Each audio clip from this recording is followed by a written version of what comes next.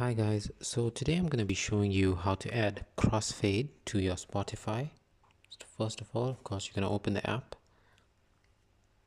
Then you're just going to click on your profile. Once you click on your link, there's going to be a setting for settings and privacy. There's going to be an option there. You're just going to need to click that. Then after that, you're just going to go into playback. And there you have the crossfade option. So you can choose the amount of seconds, how long you want it to run for, maybe about 5.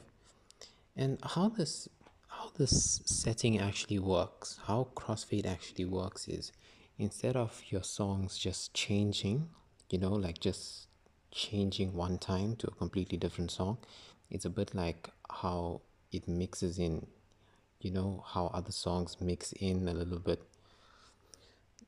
just like the beat and stuff. It's a bit more of a smooth transition.